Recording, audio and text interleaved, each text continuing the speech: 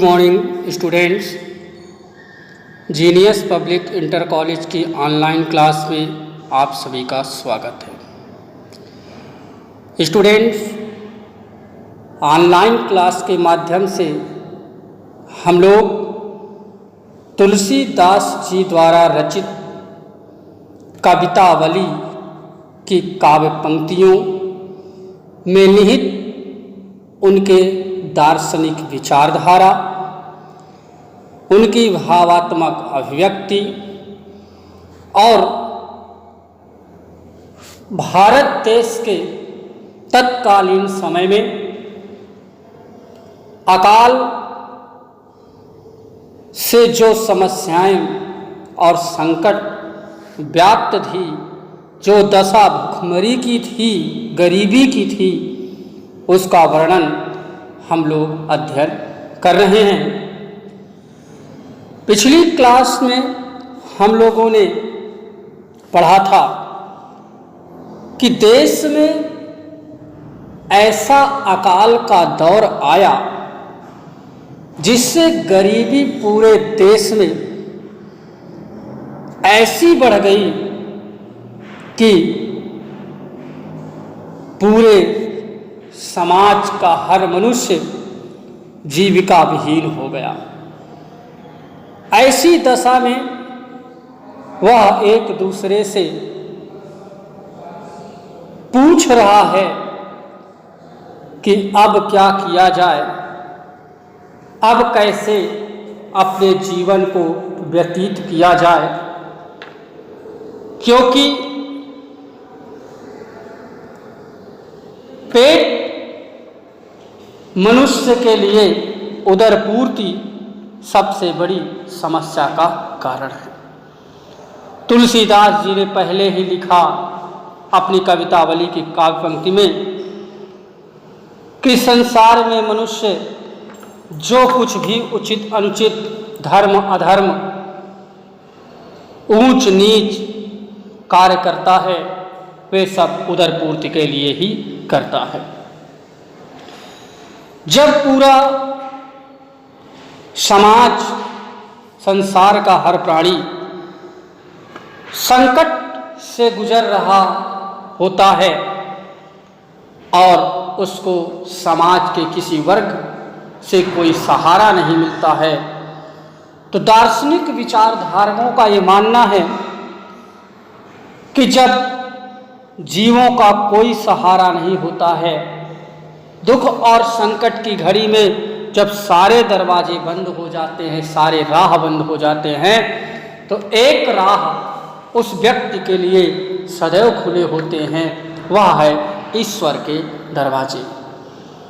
ईश्वर की शरण में जाने से मनुष्य के सारे संकट, सारे दुख निवृत्त हो जाते हैं, समाप्त हो जाते हैं। इसी विचारधारा के साथ आगे की काव्य पंक्ति में गोस्वामी तुलसीदास जी ने लिखा कि वेदहूँ पुराण कहीं, लोक कहूँ विलोक इत, साकरे सबय पे राम रावरे कृपा करी, दारिद दसानन दबाई दुनी, दीनबंधु दुरित दहन देख तुलसी हाहा करी।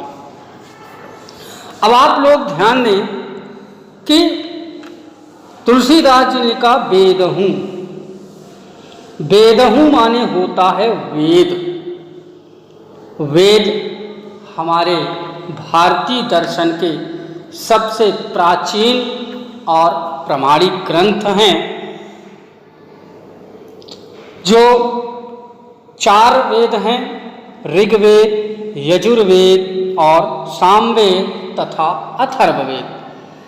तो तुलसीदास जी ने कहा कि वेदों में और पुराणों में 18 पुराण हमारे भारतीय दर्शन में गिनाए गए और वे सभी वेद और पुराण अपने तत्कालीन समय के सामाजिक दशा का उल्लेख करते हैं। कहीं है ना, कह रहे हैं कि वेदों और पुराणों में ऐसा कहा गया है और लोकहूँ विलोकित, और लोक में भी, लोकहूँ अर्थात इस संसार लोक में भी विलोकित ऐसा देखा गया है। क्या देखा गया है? श्रीमद् भागवत गीता को उठाइए जरा एक बार कि यदा यदा हि धर्मस्य ग्लानिर्भवति भारत अभ्युत्थानम अधर्मस्य तदात्मानं सृजाम्यहम्। तो कह रहे हैं कि यदा यदा हि धर्मस्य ग्लानिर्भवति भारत, अर्थात जब जब इस पृथ्वी लोक में जीवों पर संकट आया है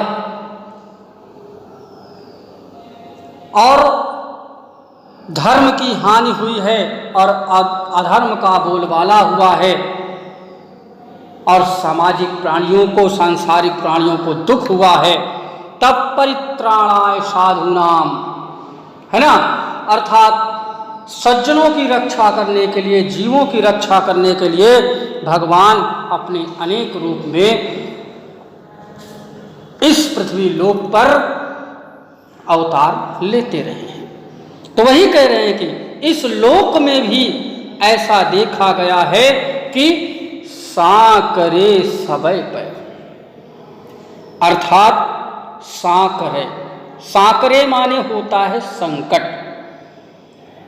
मुसीबत, सबय पर, करे कि जब जब भी संकट संसार के लोगों पर पड़ा है तब राम रावरे कृपा करी कि हे राम, संबोधन का चिन्ह लगा हुआ है राम के बाद, कह रहे हैं कि राम, हे राम रावरे, रावरे माने आप, हे राम, हे प्रभु, हे भगवान, आप ही ने कृपा किया है ना। कह रहे हैं कि राम ने ही इस संसार के संकट को अवतार लेकर के दूर किया है। और क्या कह रहे हैं? कह रहे हैं कि दारिद्र दशानन दबाए दून दीन बंधु, दीन बंधु, दीन माने गरीब। अब जरा देखिए, दीन बंधु शब्द कहने का भी तुलसीदास जी का कोई न कोई प्रयोजन रहा है, चूंकि यह प्रसंग अकाल से उत्पन्न गरीबी के समय की दशा का वर्णन कर रहा है, इसलिए गरीबों की रक्षा करने के लिए या गरीबों की सहायता करने के लिए ईश्वर का आवाहन किया जा रहा है, प्रार्थना किया जा रहा है। इसलिए दीन बंधु विशेषण का प्रयोग प्रभु श्री राम जी के लिए किया गया। कह रहे हैं कि दीन बंधु, हे दुखियों पर कृपा करने वाले, हे गरीबों पर दया करने वाले प्रभु श्री राम, दारिद दशानन, दारिद माने होता है गरीबी, दशानन माने रावण होता है। दशानन, दस हैं आनन जिसके, अर्थात दशानन बहुब्रीहि समाज है। तो दारिद दशानन, दरिद्रता रूपी रावण ने, रूपक अलंकार है, दरिद्रता रूपी रावण ने दबाई, है ना, दबाया है, दुनी माने संसार, इस संसार को अपनी दरिद्रता से पूरे संसार को त्रस्त कर रखा है, पूरे संसार को दबा करके रखा है। तुलसीदास जी का कहना मात्र सिर्फ इतना है कि अकाल से इतना त्रस्त है पूरा संसार का प्राणी लोक, मानव लोक इस गरीबी से जूझ रहा है, उसके जीवन में संकट ही संकट है, अर्थात वह गरीबी से पीड़ित है। दुरित दहन, है ना, देख, है ना, कह रहे कि हे प्रभु आप तो पापों का नाश करने वाले हैं, है ना। दुरित दहन अर्थात दुरित माने पाप, दहन माने नष्ट करने वाले, जला देने वाले, आप पापों को नष्ट कर देने वाले हैं। देख तुलसी हा करी, है ना, तुलसीदास कह रहे हैं कि चारों तरफ हाय हाय मची हुई है।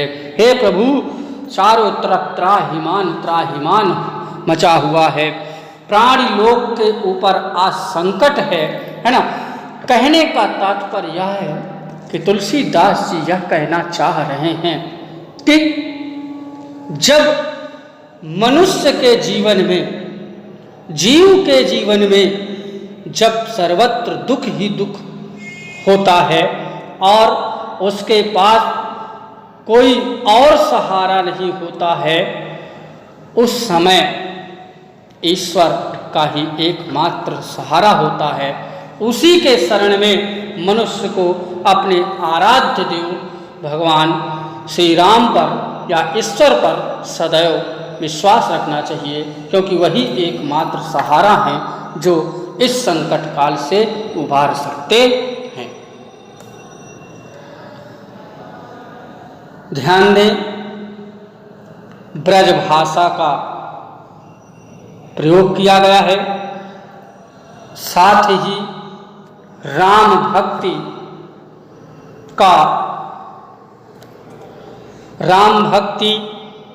का भाव प्रकट हुआ है और अकाल की भयावह स्थिति का स्वरूप चित्रण किया गया है। इसमें अनुप्रास की छटा आप लोगों को काव्यांत में दिखाई देगी। साथ ही कवित्व छंद का प्रयोग किया गया है। अब आगे क्या लिखते हैं जरा आप लोग ध्यान दें। एक सवैया छंद में लिखा गया एक काव्य पंक्ति है, गोस्वामी तुलसीदास जी द्वारा रचा गया।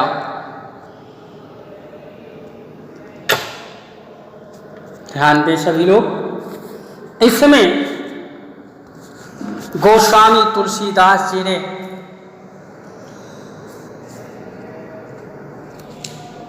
समाज के आक्षेपों से जो दुखी हैं उसी दुख को प्रकट करते हुए उन्होंने वर्णन किया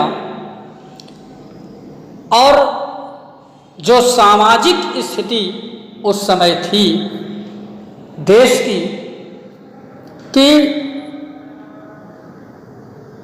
समाज का प्राणी, जाति, धर्म आदि अनेक वर्ग विशेष से पीड़ित था। उसी घटना को परिलक्षित करते हुए उन्होंने लिखा कि और जातिवाद और धर्म का खंडन करते हुए उन्होंने लिखा है कि धूत कहों अवधूत कहों, रजपूत कहों जोलहा कहो कोऊ, काहू की बेटी सो बेटा न ब्याहब, काहू की जाति बिगाड़ न सोऊं, तुलसी सर नाम गुलाम है राम को, जाको रुचय सो काहे कछ ओऊ, मांग कै खैबो मसीत को सोइबो, लैबो को एक न दैबो को दो। ब्रजभाषा का काव्य पंक्ति है, सवैया छंद है। लिखा कि धूत कहो अवधूत कहो। तुलसीदास जी कह रहे हैं कि चाहे मुझे कोई धूत कहे, धूत माने त्यागा हुआ, अवधूत माने होता है सन्यासी। समाज का प्राणी मनुष्य मुझे चाहे धूर्त कहे या पाखंडी कहे, सन्यासी कहे, रजपूत कहो, चाहे तो कोई मुझे राजपूत कहे, और कहते हैं कि जोलहा कहो, चाहे मुझे कोई जुलाहा कहे, काहू, मुझे इन सब से कोई फर्क नहीं पड़ता है। गोस्वामी तुलसीदास जी ने कहा कि समाज का मानव, समाज का वर्ग चाहे मुझे धूर्त कहे, चाहे सन्यासी कहे, चाहे राजपूत कहे, चाहे जोलाहा कहे, चाहे कुछ भी वह मुझे कहे, परंतु मुझे कोई फर्क नहीं पड़ता है। क्यों? क्योंकि कहते हैं काहू की बेटी सो ब्याटा ना ब्याहब। कहते हैं कि मुझे है ना, जाति बिगाड़ न सो, मुझे किसी के जाति को बिगाड़ने का शौक नहीं है।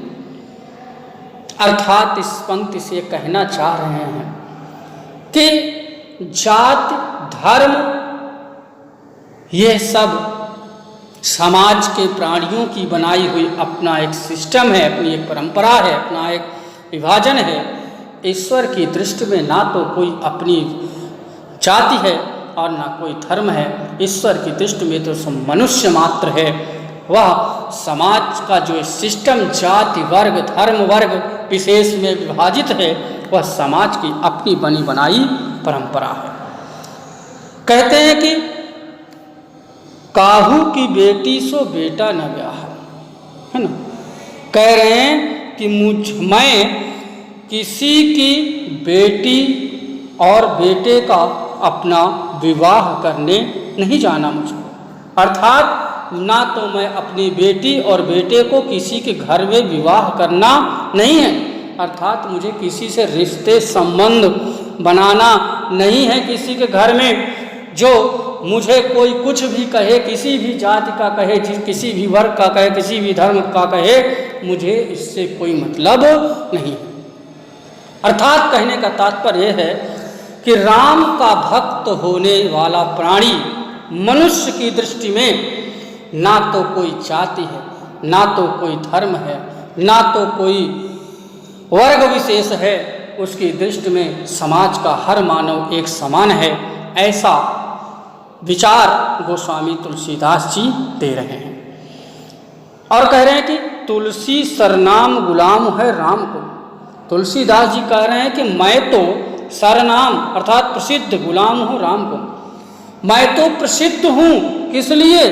मैं अपने राम का गुलाम हूँ, मैं अपने राम का भक्त हूँ। यहाँ पर ध्यान दें कि तुलसीदास जी ने जो भगवान और भक्त का संबंध बताया है वो दास से और सेवक स्वामी का है। अर्थात दास और सेवक स्वामी का संबंध है। यहाँ पर दास्यता का भाव प्रकट हो रहा है, दास्य भक्ति की भाव का प्रकट हो रहा है कि मैं तो राम का केवल सेवक हूँ, गुलाम हूँ और उसी में मैं पूर्ण रूप से समर्पित हो जाना चाहता हूँ। जाको रुचय सो कहे कछु हो, अतः जिसे मेरे बारे में जो रुचय, रुचय मैंने अच्छा लगे, जाको मैंने जिसे रुचय मैंने अच्छा लगे, जिसको जो मेरे विषय में अच्छा लगे, जो कुछ भी अच्छा लगे वही मेरे विषय में कुछ भी कहे, मुझे इससे कोई फर्क नहीं पड़ता है। मांग के खैबो मसीत को सोइबो, कह रहे हैं कि मैं मांग कर खा सकता हूँ। मांग कर खाने से तात्पर्य कि किसी भी जाति के धर्म के लोग के यहाँ मैं जा कर के खा सकता हूँ, क्योंकि मेरे दृष्टिकोण से अर्थात राम की भक्ति को प्राप्त करने वाले व्यक्ति के अंदर कोई जाति विशेष नहीं है, क्योंकि राम स्वयं उसके उदाहरण है। निषाद राजगुह को अपने हृदय से लगाया, अपना मित्र माना। जब प्रभु राम के हृदय में जाति धर्म इत्यादि का कोई भेदभाव नहीं है, तो भक्त को भी जाति वर्ग धर्म के वर्ग से अलग नहीं होना चाहिए। संपूर्ण प्राणी मात्र एक समान है, कोई इतर नहीं है। और मसीत को सोइबो, मसीत माने होता है मस्जिद, मैं मस्जिद में सो सकता हूँ। अर्थात ईश्वर श्री राम की दृष्टि में, तुलसीदास जी की दृष्टि में कोई भी धर्म अलग नहीं है, सब धर्म एक समान है। वही सब एक ही ईश्वर को मानने वाले लोग हैं। और कहते क्या हैं? लैबो को एक न दैबो को दो, अर्थात मुझे किसी से कुछ लेना देना नहीं है। संक्षेप में यह कह सकते हैं कि तुलसीदास जी का ये कहना है कि समाज से कोई संबंध मेरा नहीं है, मेरा संबंध तो केवल अपने आराध्य देव प्रभु राम से है। मैं उन्हीं का सेवक हूँ और मैं उन्हीं के चरणों में समर्पित हूँ। अपने संपूर्ण जीवन को मैं उन्हीं के चरणों में समर्पित कर देना चाहता हूँ। तो ध्यान दें कि इस काव्य पंक्ति में मस्जिद में सोने की बात करके कवि ने उदारता और समरसता का परिचय दिया है और समन्वयवादी जो उनकी भावना है उसको भी उन्होंने प्रकट कर दिया है। और अनुप्रास अलंकार की छटा आप लोगों को दिखाई देगी। ब्रज भाषा है और सवैया छंद है और मुहावरे का भी प्रयोग काव्य पंक्ति में किया गया है। तो इस प्रकार से गोस्वामी तुलसीदास जी द्वारा रचित कवितावली के जो 3 काव्य पंक्तियां आपके पाठ्यक्रम में रखी गई थी उसका आज समापन हुआ। उन्होंने जो विचार प्रस्तुत किया, उन्होंने जो अपने देश में आए अकाल से उत्पन्न जो गरीबी थी उसका वर्णन किया और संकट के क्षण में मनुष्य के जीवन में प्रभु का जो एक कृपा होती है वो किस प्रकार से प्राप्त हो सकती है उसका मार्ग भी प्रशस्त किया गोस्वामी तुलसीदास जी। नेक्स्ट क्लास में हम लोग अध्ययन करेंगे लक्ष्मण मूर्छा और राम का विलाप जो आपके पाठ्यक्रम में रखा गया है। उसकी चर्चा हम लोग जब नेक्स्ट क्लास में मिलेंगे तब आप लोगों से चर्चा करेंगे। सभी स्टूडेंट्स तब तक इन तीनों काव्य पंक्तियों को सही से वाचन करें, बार बार उसको समझने की कोशिश करें और गोस्वामी तुलसीदास जी के विचारों को समझें कि क्या उन्होंने अपनी भावात्मक अभिव्यक्ति अपने काव्य पंक्तियों के माध्यम से किया है। तो मिलते हैं नेक्स्ट क्लास में। Have a nice day.